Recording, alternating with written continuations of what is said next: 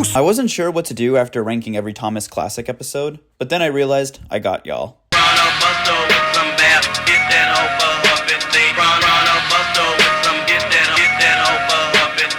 Spills and Chills and Other Thomas Thrills is a Thomas the Tank Engine home video release containing 6 episodes from season 5. As a kid and as a man-child, this is still the best Thomas home video release in my opinion. To this day, I am really obsessed with anything macabre, spooky, or generally evil, and I give a lot of credit to that Spills and Chills tape I watched as a young kid. I used to love shows like Goosebumps and The Haunting Hour as a kid as well, anything that generally spooked the shit out of me.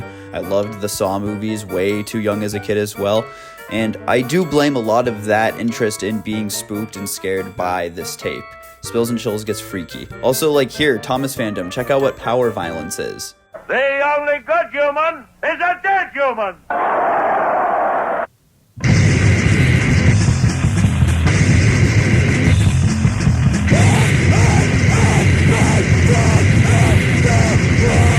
If there are any adults in the Thomas the Tank Engine fandom who also like fast hardcore, please hit me up and be my friend. Peep peep, next stop, excitement. Daily life on the island of Sodor is always full of adventure for Thomas and his friends. Many times, these journeys lead to chilling and thrilling situations. Yeah, that's an understatement, fam. This VHS is nightmare fuel. Apparently one of the DVD releases is slightly out of sync. I only ever owned the VHS, which I still have to this day in my Philadelphia crack den. You best bet I'm rolling a joint while watching Sir Topham Hatt's Holiday. What was that? All the episodes on here I speak very highly of. I adore the classic series' 4.5-minute runtime, and the selection of episodes in this tape especially are great and super well curated. So let's dive into some of these episodes. This is Spills and Chills and Other Thomas Thrills.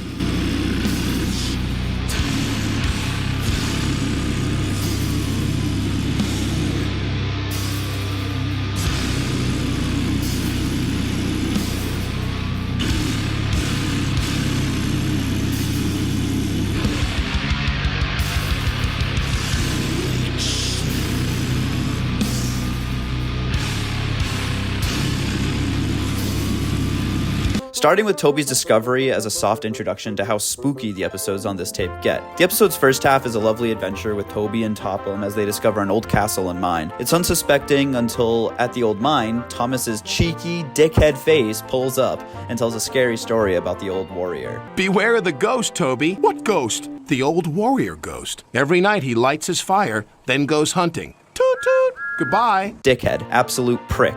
This scares the absolute hell out of Toby as he's left at the old mine for the night. Toby starts tweaking worse than me after a night out in Fishtown, only for his drivers to continuously fuck with him. Driver says that the old warrior wants to meet him, so Toby's old ass gets a pair of balls and decides to meet them. Only to be, well, just a little guy. Just a little dude. His name's really Bertram, but we call him the Old Warrior. I think I can speak for most people that the excessive introduction of new characters in Thomas get very tiring, especially in the hit era, but my double standard is fully here, because shout out this random-ass engine with Smudger's face. The Bertram reveal is fun, and I am honestly so indifferent about this random new character being introduced and then never being seen again. Aside from his wooden railway model that looks dope as hell and I've always wanted. I get why someone would find Bertram to be a cash grab shoo-in. Hell, I clowned on Murdoch for those exact reasons. But you know what? Fuck it. Look, Mountain Engines is probably my favorite Railway series book, and they are also never seen in anything ever again. I love those little guys. Maybe it's aura, maybe I'm a psycho, I don't know. Maybe Bertram is just Smudger, secretly with Duke's body. Listen, Dookie. After this semi-lovely, semi-spooky episode, we transition to Rusty and the fucking Boulder.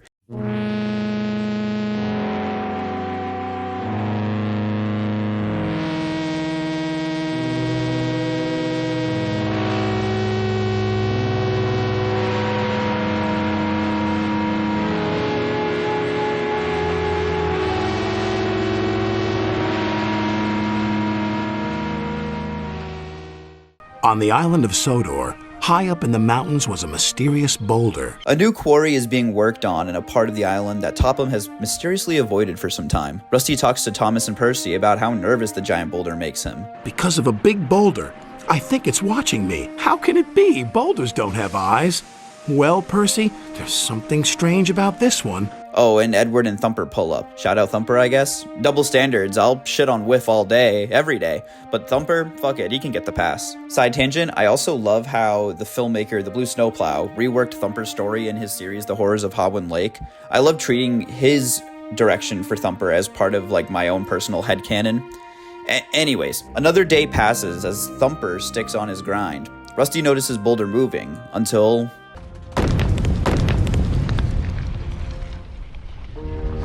It's rolling along our line. The boulder antagonizes our little diesel homie. How the fuck you let that thing get behind you, bro? This is proof that it's sentient. Boulder then attacks my goat Skarloey and goes after Rheneas as well. Better a smash than a squash. It doesn't even slow down after that, as the boulder, in perfect finale fashion, comes right at Percy, only to crash in a shed that I guess had fucking dynamite in it, because that bitch blows up.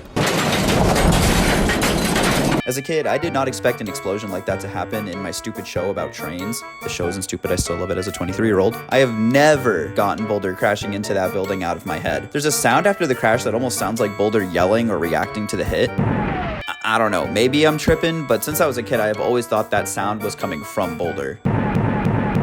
Topham arrives to see the damage and drops the hardest, most freaky bar in the entire series. We should have left this part of the island alone. This is never brought back up again to my knowledge. We never know why this part of the island should have been left alone. It just ends with Rusty staring at the boulder again. That one line from Topham is chilling, and I'm not trying to overplay this. I am so for real. It's ambiguous, and I love the fact that this isn't followed up on. Phenomenal writing and production design on all fronts. I can fully understand why someone wouldn't be a fan of this episode as well. I love a lot of classic Thomas because of how it sticks to realism and stripped back storytelling and grounds itself in reality. Minus, talking trains and such. This episode does have a supernatural, freaky element to it, but it just works so well. It's not corny or cringy, it's genuine horror or thriller storytelling done right. Who knows, maybe a boulder could fall off a cliff, crash 2 small engines, and blow up a shed, I don't know. Help! Rusty and the Boulder is a great showcase of how dark Thomas can really, truly get. They moved Boulder to a hill close by the yards. Rusty is sure that on a clear night it is gazing up at the mountain and that its sighs are being carried on the wind to where it once used to stand proud and silent. I wonder if Rusty is right. Don't you? The third episodes on Spills and Chills cements its darker, spookier tone with my favorite episode of Thomas the Tank Engine.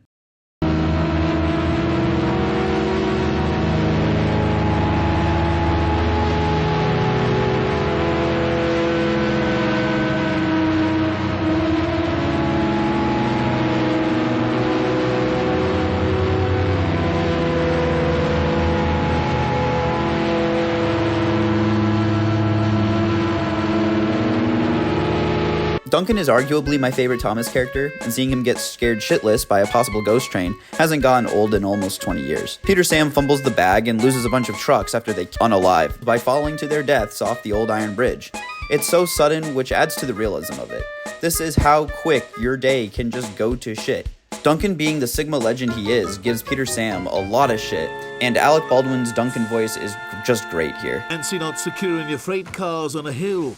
They'll come back to spook you and your special funnel. Woo! Rusty gets mad that Duncan is dogging on his bro, so the little diesel tells a ghost story. A long time ago, a little engine was returning home. It was a misty, moonlit night.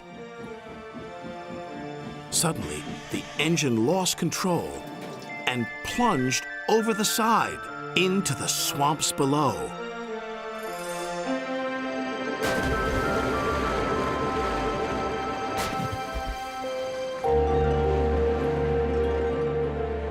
He was never found again.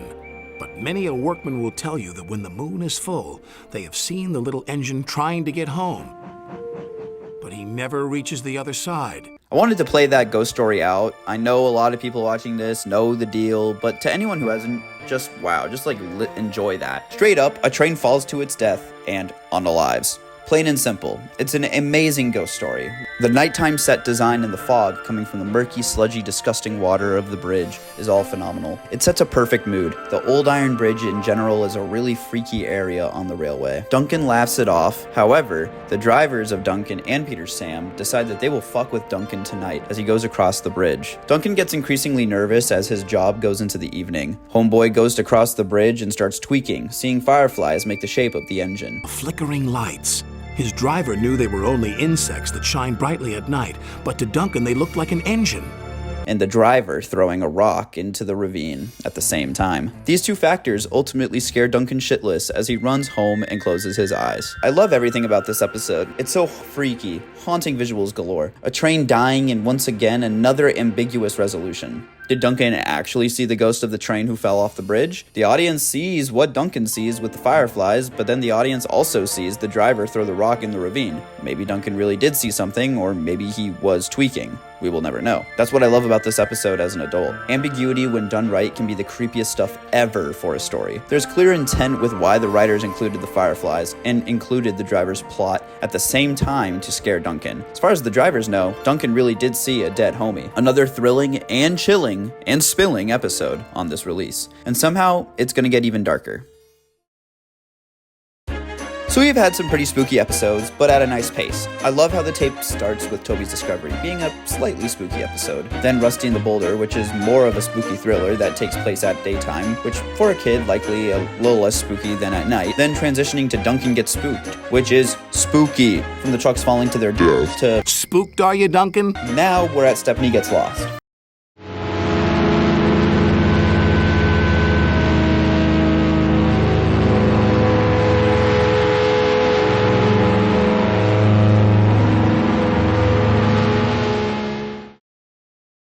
This episode I vividly remember fucking me up as a kid, and for good reason. The tape introduces us to an even darker episode than Duncan Gets Spooked. Stephanie in the TV show canon is rescued by Rusty from getting scrapped in the previous season, and has been living a happy, free life since. He works a job with Toby and Mavis, which goes really well, and there's a night special at the new branch line, and Stephanie's driver agrees to take the train before asking Topham. Mavis mentions the line can be spooky at night. The line can be spooky, said Mavis. Thank you for the warning.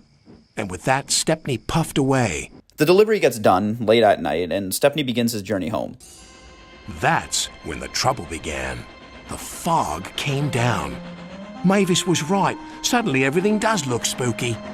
Stephanie's driver notices the signal is green, as if someone is expecting them. So they keep on going, only for them to end up in a fucking scrapyard. For obvious reasons, this is terrifying for the Bluebell. Imagine surviving near death, only to accidentally rediscover those horrors all over again. That's what Stephanie gets to deal with. In true horror movie fashion, Stephanie's driver and fireman fucking leave him to go look for help. Stephanie, who I can imagine for many reasons, is horrified of the situation he is in. And then it gets worse, as he is jumped by two diesels, or later known as Ari and Bert. I love the ambiguity with these diesels though. Bert's name is mentioned once by Ari, but the lack of the narrator giving them solid names adds to this so much. This line from Ari makes this feel all the more personal. Got you this time, Stepney. You'll make very fine scrap indeed. As if Stephanie was actively being hunted down when he went the wrong direction home. The diesels then abduct Stephanie and leave him to die and finally get scrapped. He's left under a giant claw that is fated to take him away and do God knows what until he is miraculously saved by Topham Hatt. Saving you from scrap is becoming a habit, Stepney. Please stop it. The choice to use Stephanie in this episode is so perfect and intentional. I haven't seen a more perfect use of a character to be the protagonist of a Thomas episode than this one. This shows how well the writers understood their characters. A carefully chosen Stephanie episode, not just to have Stephanie, but because Stephanie makes the most sense for this story. The scrapyard set design and lighting is so eerie and chilling to this day. The ambiguity of Ari and Bert's introduction adds to this as well. Like, what do you mean, got you this time? Got you this time, Stepney. Does this imply Ari and Bert were responsible for the first time and were hunting him down since? It's headcanons and theories like this from small lines of dialogue that get me still interested in revisiting this episode after so many years. Another chilling addition to this release. Bluebells forever. Stupid bird. Spills and Chills moves on next to Haunted Henry. Edward tells a rumor of a ghost in the mist on an old abandoned line. Henry says, Stupid bird. and disregards my goat and hero Edward. There's a lot of red flags on the line, like an amber lamp and a sign saying, Beware of the viaduct. and And there's a fogman's coat. an abandoned station light starts flickering, and Henry gets spooked. Ghost! The next day, driver says the viaduct is safe to ride again, so they get to cross it tonight. Let's go! Henry is not happy, fam. An owl hoots before Henry takes off. Stupid bird. This spooks him, though, and the trucks start fucking with him. Oh, look. Henry's spooked, said a freight car. Be quiet. Love those little guys. As they travel down the old line, Henry sees the signal turn and the gates close, but he continues on, crashing the trucks face first through the gate. A mysterious figure watches Henry push on until they arrive at the viaduct. After all the chaos, it's revealed the ghost was an old fart named Bailey, who was trying to warn them, who also looks like George Carlin and has a funny voice. I tried to warn you about the viaduct. Why didn't you pay attention? Topham reopens the station and grants Old Bailey as the station master. This episode is a nice careful decline in spookiness compared to Duncan Gets Spooked and Stephanie Gets Lost, which I see as a peak. It's a nice steady increase, then decrease in spookiness, which I love. It's a great episode to choose as the fifth and fits the theme of thrillers and chillers very well. This one never gets old, ever. Alright, y'all, on to the last one. Surely this episode will be jaw-dropping scary, right? Nah, it's Sir Topham Hatt's holiday. Oh, botheration. Being an adult means realizing this episode fucks though, man. Sure, this is a huge change of pace compared to all the episodes before, but in the mindset of a team making a product aimed for kiddos, mainly, I see the vision. It's a nice comedic episode to lighten the fucking mood after 5 episodes of...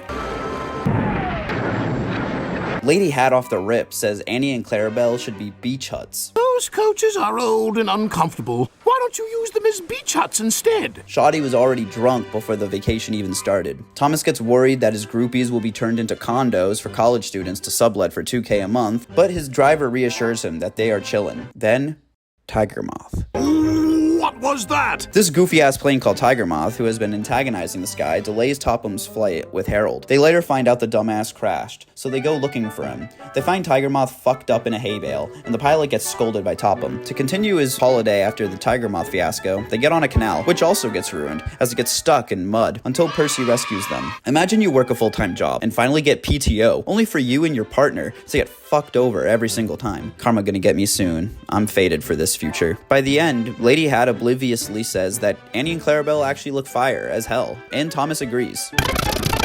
This episode, I argue, is just as wild as the others for its own reason. I love the human focus and the different forms of travel, and how everything simply goes wrong when the fat-ass controller wants to enjoy a holiday. Really funny how Bro's idea of a holiday or vacation isn't traveling across the world or going to, I don't know, a different country or area in the UK. Bro just loves Sodor like that, huh? A genuinely funny episode, maybe not the conclusion one would expect from the most cursed, spooky, evil Thomas home video release ever, but a nice one at that, and one that I enjoy only more as I get older. Don't skip this one if you got the tape. The tape ends with a cute little song that the kiddos can enjoy, and my ass can enjoy after I have a second bowl. Spills and Chills is a perfect home video release. I love the curated selection of season 5 episodes, the consistent increase in thrills and spookiness, with a calmer last episode to wrap it all up. This tape has endless rewatchability, and I know that because I am a victim of watching this tape over and over again, even as an adult. I will always appreciate Thomas for knowing when and how it can be scary without being edgy, corny, or too tame. The show is able to get a little spooky or dark with clear intention, and it adds to why I commend the show so much to this day as an adult. It's the ghost! Take me back! Take me back, please!